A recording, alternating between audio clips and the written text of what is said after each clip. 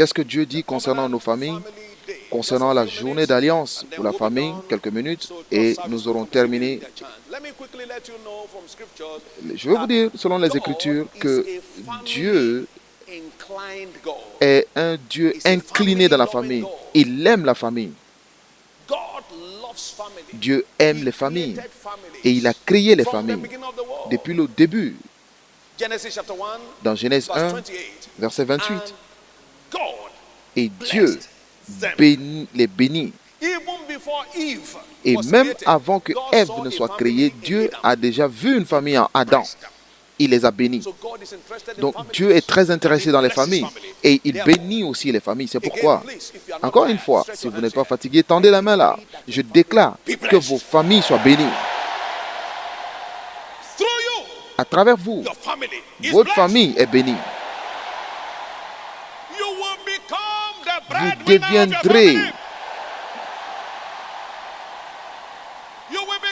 deviendrez un point de référence dans votre famille.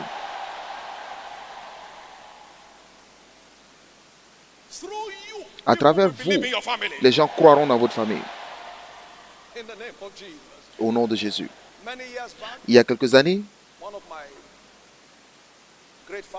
l'un de mes grands-pères dans la famille, il est allé à un endroit dans l'état d'Ekiti. Et lorsqu'il s'est présenté, ceci Abioye, on lui a dit, est-ce que c'est le Abioye que nous connaissons? Il dit, oui, je suis son père.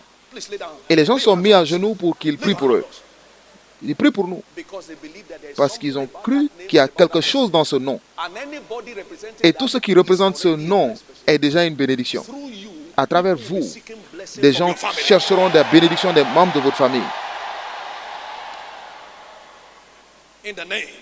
Au nom de Jésus.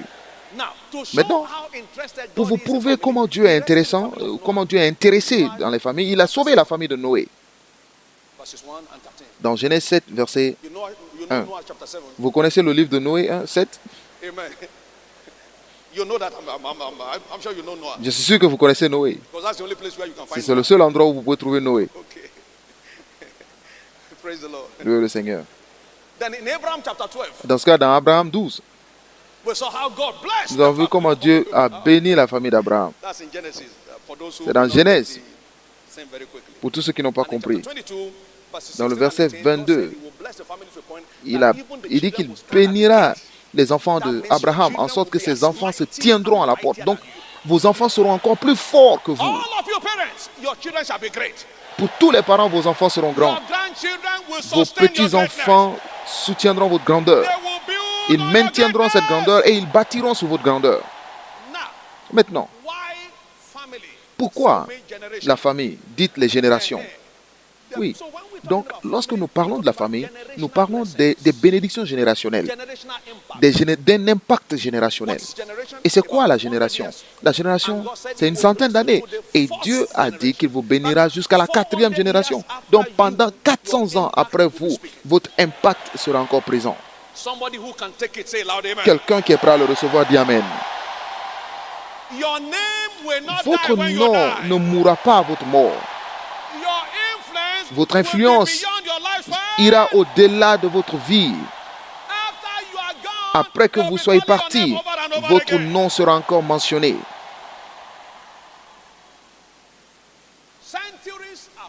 Des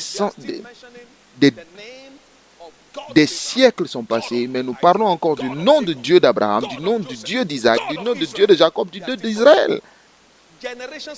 Des générations après vous, nous parlerons de vos bénédictions. Quelqu'un dit très fort Amen. Mais s'il vous plaît, reconnaissons que tout ce qui s'est passé avant que vous soyez né de nouveau est déjà effacé. Maintenant que vous êtes en Christ, votre lignée familiale a changé, votre histoire familiale a changé, votre arbre généalogique a changé. Dans 2 Corinthiens 5, verset 17, si quelqu'un devient en Christ, il est une nouvelle créature. Toutes les anciennes choses sont passées et vous devenez une nouvelle personne. Dites, je suis une nouvelle personne. Et qu'est-ce que cela veut dire? Cela veut dire un nouveau chapitre, une nouvelle histoire, Oubliez les choses du passé. Oh, notre famille, et il y a une malédiction sur la famille, et personne ne se marie, oh, personne ne conduit une voiture, personne ne construit une maison. C'est le passé, passé, passé, passé, passé. À chaque fois que cette pensée vient vers vous, qu'est-ce que vous dites? C'est passé, passé, passé, passé, passé, passé, passé, passé. Ne vous concentrez pas sur ce que Dieu appelle passé. Il dit, voici, toutes choses, toutes choses, toutes choses sont devenues nouvelles. Donc, vous avez une nouvelle histoire.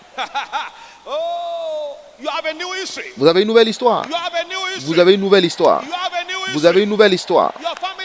Votre famille a une nouvelle histoire. Histoire de succès. Histoire de triomphe. Histoire de richesse. C'est votre nouvelle histoire.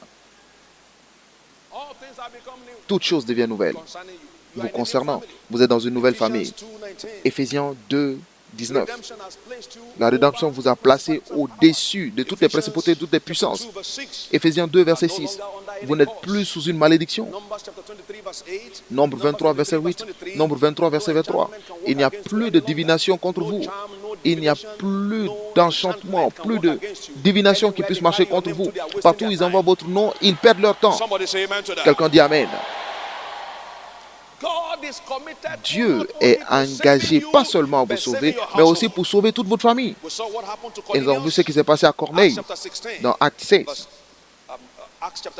Acte 10, pardon, verset 24. Verset 24 et verset 44. À travers Corneille, toute sa famille était sauvée. Acts 16, 30, 31. Believe on the Lord Jesus Christ and you shall be saved, you and your house. You and your house.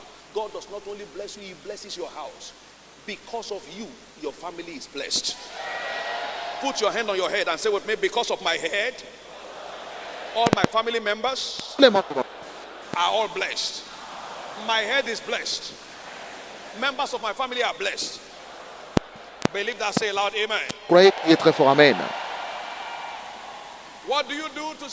Et que faire pour assurer la bénédiction de votre famille? Premièrement, vous pouvez plaider pour la miséricorde de Dieu dans votre famille. Plaidez pour la miséricorde de Dieu. Plaidez pour la miséricorde. Dans Lamentation 3, verset 22, sa compassion n'échoue point. La miséricorde provoque la compassion. La miséricorde provoque la compassion. Et c'est pourquoi le cri de miséricorde n'est pas oublié par Dieu. Que veut dire? Miséricorde, c'est couvre mes erreurs. La miséricorde veut dire Seigneur, couvre mes erreurs. Souviens-moi pour le bon, car tu t'élèveras et tu auras pitié de Sion. Et après cela, la faveur, car le temps de la favoriser est arrivé. Donc, la miséricorde ferme le chapitre des erreurs et ouvre la porte de la faveur. La miséricorde nettoie les erreurs pour vous remplir de grâce et de faveur. Dites Amen. Et je déclare que sur votre famille, les gens oublieront les erreurs de votre famille. Ils témoigneront de la faveur de Dieu dans votre famille. 2. Vous devez faire l'alliance de servir Dieu. Vous devez faire cette alliance de servir Dieu. 2 Chroniques 15, du verset 22 à verset 2, pardon. 2 Corinthiens, Chroniques 15, verset 12 à 15. Dieu donnera du repos de tous côtés à votre famille. 3. Vous devez affronter les oppositions. Vous devez défier tous les démons qui troublent votre famille. Zacharie 1, versets 17 à 21.